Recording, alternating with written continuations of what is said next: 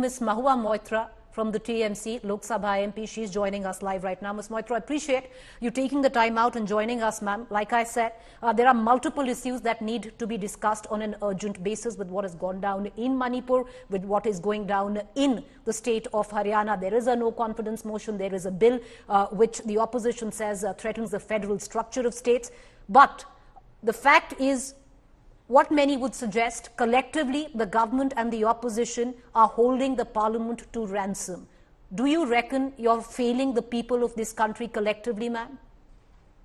Just before I start, Preeti, I was told this was a one-on-one. Ma'am, this is a one-on-one. This is a one-on-one. Okay, just getting it sure. I'm not sure I want it to is get a one-on-one, ma'am. Slanging match with other people. Not at all. Perfect. Go ahead. Okay, perfect. When this charge is being leveled, I want to lay something straight on the table. The House belongs to the opposition, right? A constitutional democracy. Now, what's happened here? What is the issue? Today, especially, I was listening to Dipinder right before me, and we're talking about Haryana. Haryana's happened 2 days ago, and 5 people have died. There have been riots, and everyone's in a state of, obviously, the situation is on edge.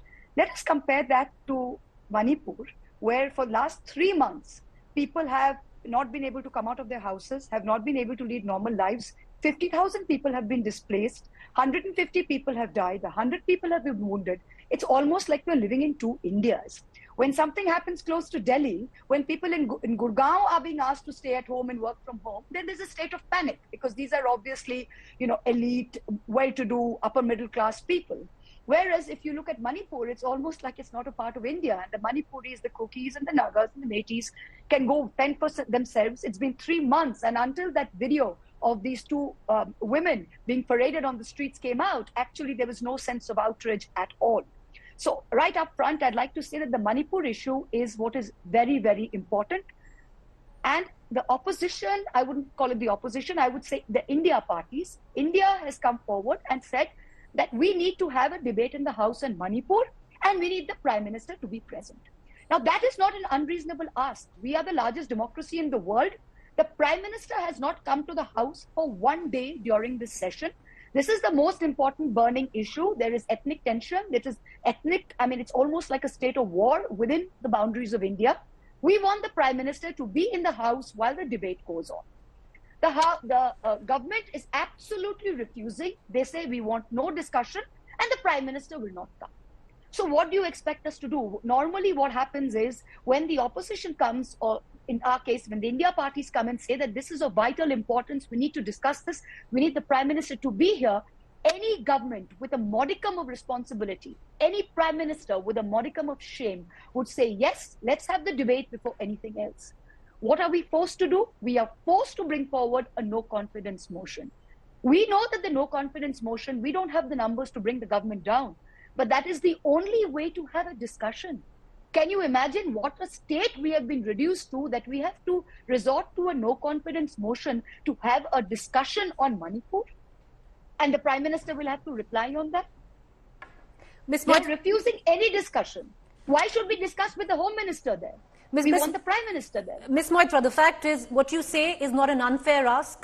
Possibly, yes, it's not an unfair ask, but what it's done in the bargain is give a free pass to the government somewhere to get away with it. Because what's happening right now is, let's see what happened today in Parliament. You agreed to discuss the Delhi bill. Having said that, the Treasury benches started sloganeering, and it was because of them that the House was adjourned.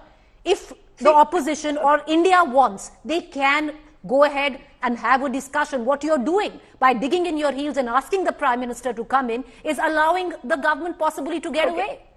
1 second. What is getting away? What is getting away?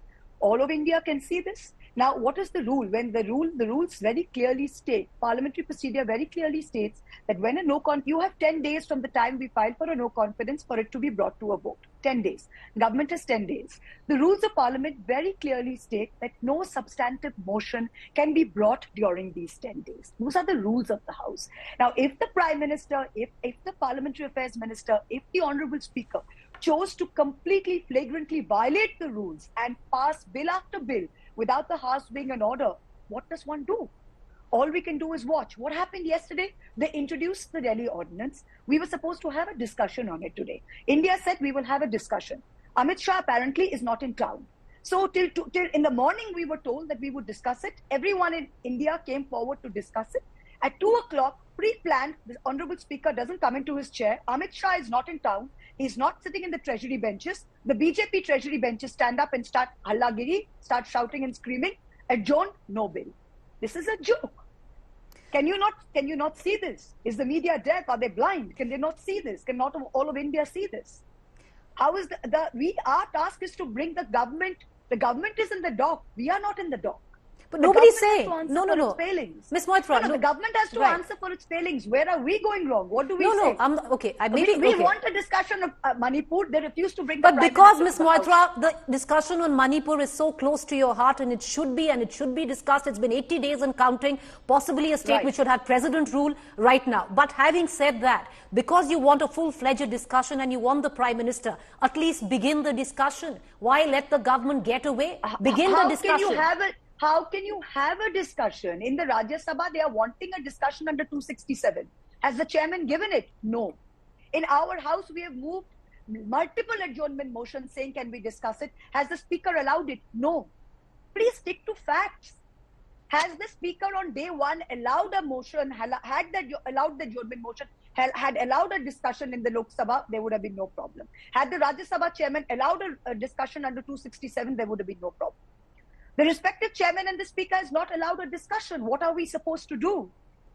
Are we just going to let them get away with it? Are we supposed to sit here and discuss all sorts of inane bills that they insist on bringing on and let this issue go? Ms. Mahua, the government says that they wanted to go ahead at least with a short-term discussion, which was even admitted, by your very own party people, saying, but you don't want a short-term discussion. What is a short-term discussion? 4 hours? A short-term discussion is 4 hours. How many parties are there in India? How many parties are there in India? How many people are sitting in the India benches? If every party speaks for even 20 minutes, do we have a discussion on this?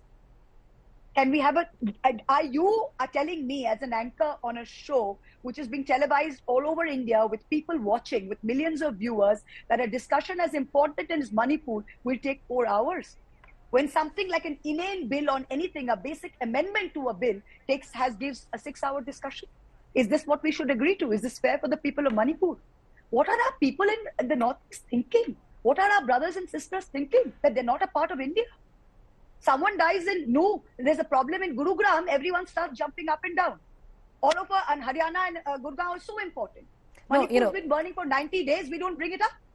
Ms. Moitra, my final question, and nobody is trying to defend anyone there or trying to put anyone on the mat. They're just trying to decipher it. But please, absolutely, but please apportion the blame where it is due. No, Madam, question, because there is an attempt on either sides to put the blame where the India alliance is concerned on the government, which your charge is that the government is holding the parliament to ransom, and vice versa. We're just trying to separate on what really is going down. That's what we're trying to do.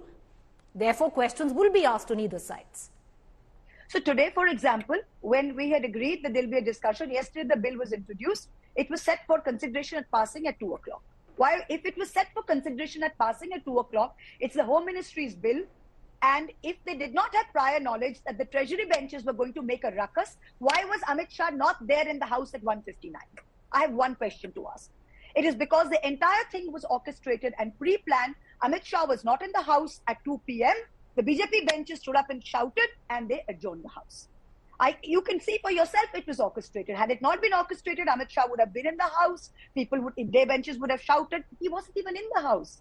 They had no intention of any consideration and passing of the Delhi Ordinance. Ma'am, that is exactly what I had quoted, because at this juncture, because you agreed to have... So that's exactly it. These are the treasury benches. Why are the treasury benches not wanting the house to function?